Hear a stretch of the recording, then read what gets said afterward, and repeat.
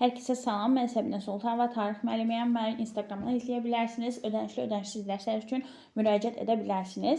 Bugün biz Dehli Sultanlığı haqqında danışacağıq. Dehli Sultanlığı 1206-1526-cı illərdə mövcud olmuşdur. Çox uzun bir tarixdir. 300 illik bir tarixdən söhbət gedir burada. Demək, hələ Dehli Sultanlığı yaranmamışdan qabaq da türklər bu əraziləri işğal etməyə çalışmışdılar. Buraya sahib olmaq istəyirdilər. Dehli Sultanlığı özü də Hindistan yarımadasında yerləşmişdir. Xəritəyə mütləq diqqət edin, suallar düşə bilər. Hələ 11-ci əsrin əvvəllərindən də bura ərazilərə, Hindistanın şimal qərb ərazilərinə Qəznəlilər, sonra da Qurluların hakimiyyəti altında bu ərazilərdə türklər bir hakimiyyət qurmuşdular. Bu əraziləri idarə edirdilər. Və 1206-cı ildə Qıpçaq türkü olan Qütbəddin Aybək Türkmən tərəfindən burada Dehli Sultanlığı yaradılmışdı. Dehli Sultanlığında bir-birini əvəz edən bir neçə türk sülalələri mövcud olmuşdu. 15-ci əsrin ortalarından isə burada Əfqan mənşəli sülalənin əlinə keçmişdi hakimiyyət. Məmlüklər sülaləsinin hakimiyyəti dövrü var. 1206-1290-cı illərdə davam etmişdi bu hakimiyyət dövrü və 13-cü əsri əhatə edir. İndiki Pakistan və qonşu ərazilərdə türk dilinin, İslam dilinin yayılmasına xüsusi diqqət etmişdilər məmlüklər. Qütbəddin Aybək özü də saray tarixçisinə türklərin dili, tarixi, adət-ənənələri haqqında əsərlər yazılmışdı.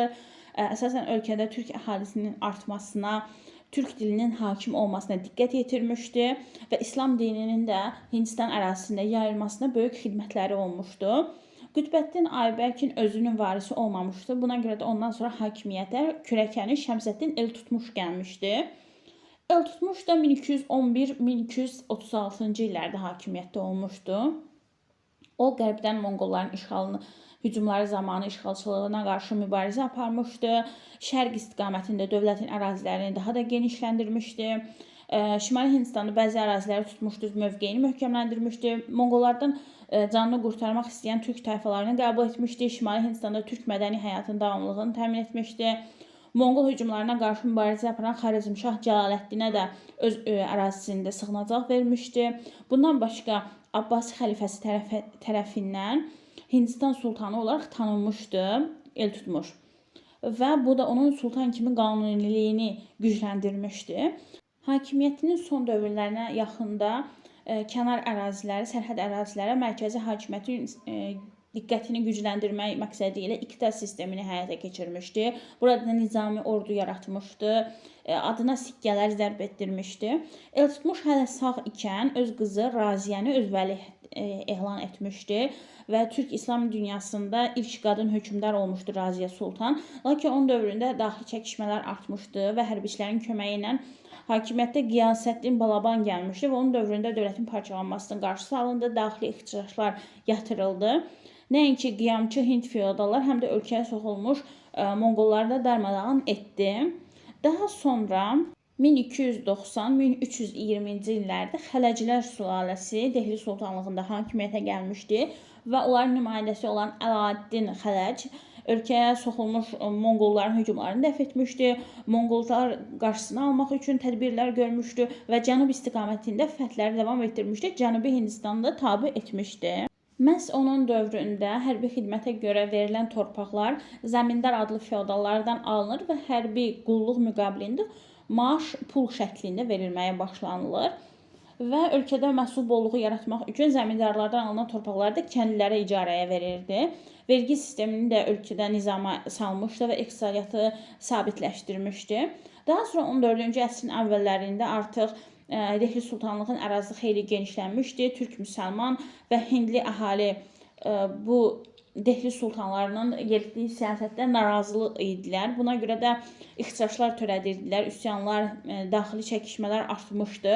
Bu da ölkənin tənəzzülə doğru irəliləməsinə səbəb oldu. Daha sonra 14-cü əsrin sonlarında Əmir Teymurun da yürüşləri bu ərazilərə oldu. 1398-ci ildə Əmir Teymur Dehli Sultanlığına yürüş etdi və burada Dehlini qarət etdi. Ölkədə vəziyyəti daha da ağırlaşdırdı. İqtisadi böhran oldu və bəzi ərazilər mərkəzi hakimiyyətdən ayrılıb müstəqil şəkildə özlərini idarə etməyə başladılar.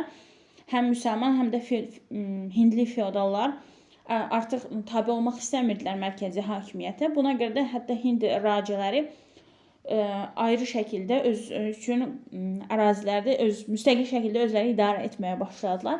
Dehli sultanları karxana adlı sənətkarlıq müəssisələrinin artmasına xüsusi diqqət yetirirdilər. Son Dehli sultanı İbrahim Uludi olmuşdu. Onun dövründə o iri feodallara qarşı, əyanlara qarşı mübarizəyə başlamışdı və bundan narahat olan feodallar da Əmir Teymurun nəslindən olan Kabul hakimi Zahirəddin Babirə müraciət edirlər və ondan kömək istəyirlər. Bunun qarşılığında da 1526-cı ildə o Dehli sultanlığına hücum edir və Panipat yaxınlığında bir döyüş baş verir. 1526-cı ildə Panipat döyüşü nəticəsində Zahirəddin Babur İbrahim Uludini məğlub edir və Dehli sultanlığının varlığına son qoyur və Hindistanda yeni türk dövləti Böyük Moğol dövlətinin əsasını qoyur.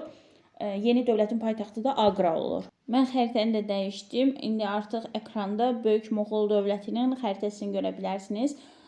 Babur Şah bir sıra Hind hakimlərini məğlub etmişdi və Hindistanda öz hakimiyyətini gücləndirmişdi. Onun dövründə şah qeyri-məhdud hakimiyyətə malik idi. Xalisə işğal olunmuş bütün torpaqlardan demək dövlət torpaq fonduna daxil edilmişdi və xalisə adlanırdı. Daha sonra xalisədən verilən şərti torpaqlar vardı. Bu torpaqlar Cagir adlanırdı. İqtidadan fərqli olaraq Cagir böyük əraziləri əhatə edirdi və sahibi də Cagirdar adlanırdı və çoxu da müsəlman idilər. Bundan başqa dövlətə tabe edilmiş və xərac verən Hind knyazlarının şəxsi torpaqları var idi. Bu torpaqlar da zəmindarlıq adlanırdı. Daha sonra Sufi şeyxləri və müsəlman ruhanilərinin də irsi torpaqları soyurqal ya da mülk adlanırdı və vergidən azad idilər. Bu dediklərimi yadda saxlayın ya da özünüz qeyd edin mütləq şəkildə. Dehli sultanlarından fərqli olaraq Moğol şahları İslam dinini zorla yaymağı düşünmürdülər və Babur Şahın dövründə ölkədə cizyə də ləğv olunmuşdu. Artıq Hinduslar hakimiyyətin ən yuxarı vəzifələrinə qədər xidmətə buraxılırdılar. Əkbər Şahın dövründə nələr baş vermişdi? 1556-1605-ci illərdə hakimiyyətdə olmuşdu. Onun dövrü Moğol dövlətinin qızıl əsri hesab olunur. Bir sıra tədbirlər görülməsinə sonra ölkədə daxili sabitlik yarada bildi. Sosial dəyişikliklər nəticəsində Hindistanda dini dözümlülük möhkəmləndirildi. Hindlilər, müsəlmanlar hüquq bərabərləşdirildi. Ölkənin daxilini gücləndirmək üçün vahid qanunlar müəyyənləşdirdi, vahid çəki ölçü sistemi yaratdı, vergi sistemini qaydaya saldı. Onun uğurlu xarici siyasət nəticəsində Osmanlı, Səfəvi, Özbək və Portuqaliya dövlətləri ilə yaxşı əlaqələr quruldu. Fəal işğalçılıq siyasəti yürüdərək Gujaratı, Benqaliyanı və Kəşmiri tutdu. Və tezliklə Şimali Hindistan, Mərkəzi Hindistan və müasir Əfqanistanın bir çox hissəsini özünə tabe etdi. Əhalidən yığdıqları məhsulun 1/3 qədər vergi alınırdı. Onun dövründə ölkənin mərkəzi əyalətlərində kəndlilər vergini pulla verməli idilər. Bu da ölkədə bazar münasibətlərinin inkişafına sürətləndirdi. İmperator vergi yığılması özünün ən etibarlı feodallarına, Cagirdarlara tapşırırdı. Cagirdar yığdığı vergi hesabına muzlu qoşun, döyüş filləri dəstəsi saxlamalı idi. Əkbər Şahdan sonra onun varisləri imperiyanın ərazilərini daha da genişləndirdilər və hakimiyyətlərini demək olar ki, bütün Hindistana yayırlar.